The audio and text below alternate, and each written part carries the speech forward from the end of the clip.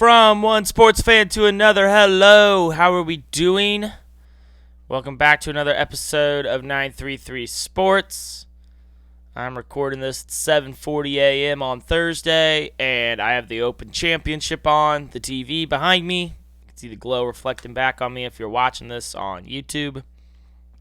Obviously, super early in the tournament, still a lot of golf left to be played. We will recap everything that happens on the next episode that drops on Tuesday. However, it's already some fun storylines percolating. Scotty and Bryson are in the same trio, and they're both playing pretty well, so it should be fun to watch this weekend. Anyway, today's episode is going to be all about baseball. It's going to be a pretty short episode. I really don't have that much to say. I just kind of wanted to touch on some things. There's not really much else to talk about anyway. But I wanted to at least get an episode out. I've been sparse on content lately, so I at least wanted to get something out for y'all before the weekend. Just touch on a couple of quick baseball things. Probably be a pretty quick episode, and then we'll get out of here. Really the big thing I wanted to touch on with baseball, so coming out of the All-Star break, we had that. Jordan Walker won the Home Run Derby, first Cardinal to ever win it. It was thrilling. New format works, or bringing back the old format, however you want to look at it, it works. The swing count made things a lot more interesting. The taking pitches added drama. It was a great television product. I talk about it all the time, especially with all-star events. It has to be a good television product, and the Home Run Derby most definitely is, especially this version of doing it. Does it make the most sense if you were to expand the competition and, scale it? No, but you're not doing that. It's not that type of event. So I think it's good for what it is. It's fun. It's exciting. And yeah, there was a lot of drama. Jordan Walker silencing the Philly crowd, coming back to beat Schwarber in the final was awesome. Super great story. And yeah, it was cool to see. And, a couple of guys did really well. Caminero from the Rays. There was a couple of guys that were, obviously Schwarber had a good night. He was a favorite going in, but couldn't quite pull it out in the end. But Home Run Derby's Home Run Derby. It is what it is. The All-Star Game, I didn't really watch it. The American League scored 3 runs really quickly, and then it was a scoreless game from then on out.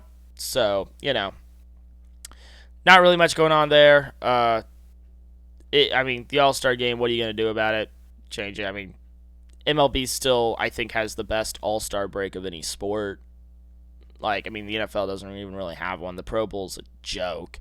And then, basketball, it's been so in flux and so messy the past few years that, guys don't even take the slam dunk contest seriously anymore. There's so much stuff that it's why are we even doing this? So, at least baseball still got that going for it. Still has the best non-All-Star Game event in the Home Run Derby. That's what really matters here. But as for the actual season itself, it's been an interesting one, more or less. You've had some major injuries, kind of opening the door for some surprise teams to contend. Some teams are overperforming, some teams are underperforming. The same thing we see every year. Baseball is, you can make as many preseason predictions as you want. It does not mean a thing, especially once you get to July and August. And the American League versus the National League is a great example of that. You have, in the American League, you have 4 teams total that have at least 50 wins. In the National League, you have 4 teams in the National League Central, just one division, that have at least 50 wins. And you have, plus another 4, you have 8 teams in the National League with at least 50 wins. You only have 4 teams in the American League. It's pretty obvious the American League's better than the National. It's not as good as the National League right now. The American League is struggling. Part of its injuries, part of its, things are in flux. The Blue Jays are having a season from hell after the World Series last year. Vlad's playing terribly. The the Houston Alvarezes. I mean, literally all Astros have is Yordan. They're a shell of what they used to be. Seattle's suffering a hangover from the highs of last year. I don't think anybody wants to win the AL West. That division is god awful. And then, Detroit's underperforming. A lot of people thought they could be World Series or pennant contenders at least this year. They're below 500. Boston's been ravaged by injuries. All these teams are just underperforming. They're just not where we thought they were going to be.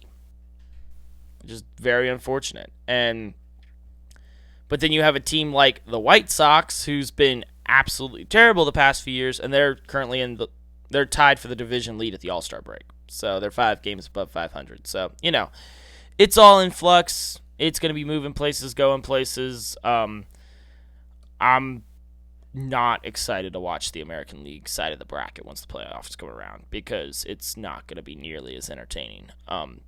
Some guys are going to have to get healthy because, you have the Rays leading the AL East right now, but it's the Rays will win their 100 games like they always do, and they'll be out by the end of the ALDS. This happens. I've seen this Rays team 100 times, so I just don't really care that much.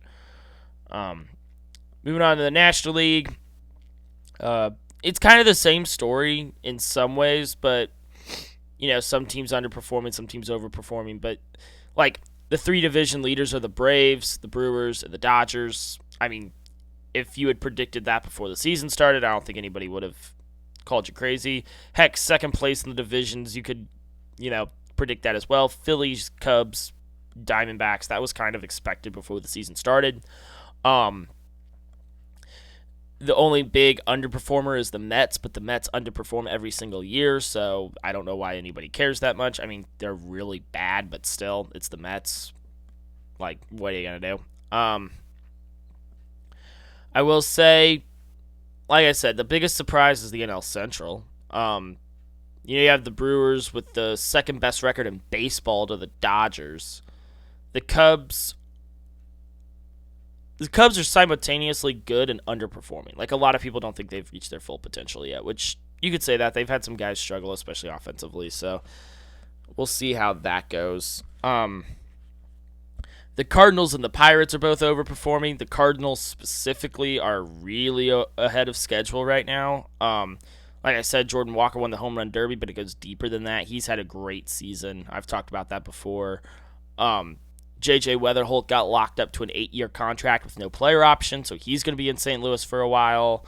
They just have it's a young, fun team. Marimol, I've never been a big Ollie Marimol guy, but he's done a great job with that roster and, maximizing them and getting them to care and, just having fun with it. And it's cool because there's no expectations right now. So, if they just clinch a wild card spot, this is a success for St. Louis.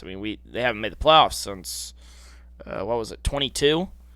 22 was St. Louis's, so 4 years since the last time the Cards made the playoffs. They just clinch a playoff spot. That's a win, so it'd be awesome to see that.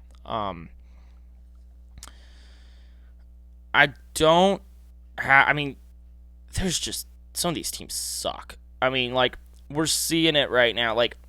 The teams with a big star, a lot of them suck. The teams like that one big star that everybody knows, a lot of them suck. Toronto with Vlad's not good. The Royals, it's just the Bobby Witt show and a little bit of Caglione. They're terrible. Trout, same thing as always with the Angels, just Mike Trout just trying his damnedest, and it's not getting him anywhere. It's not his fault, it never is, but it's still what? There's nothing he can do. It's pretty cut and dry, honestly. It's pretty obvious to see why good teams are good and bad teams are bad. The White Sox kind of came out of nowhere. So did the Cardinals and the Pirates a little bit to an extent. But it's they've been building their farm systems a ton the past few years. In hindsight 2020, it's not that surprising because of the work they've done over years past. The commitment to the rebuild and just trusting in their prospects and really building them up to be the best that they can be. Still have the open back here. Bryson just piped one on a par 5. into the thick stuff. Okay. I'm getting distracted. But yeah, I mean it's not rocket science when you just like sit here and pull up the standings. Like, but you know, it we'll see how it all works out. I do think Yordan Alvarez is probably going to win AL MVP. He's fourth in all of baseball in batting average, second in our home runs and RBIs. Like, I think he's going to be the AL MVP. NL, I don't know.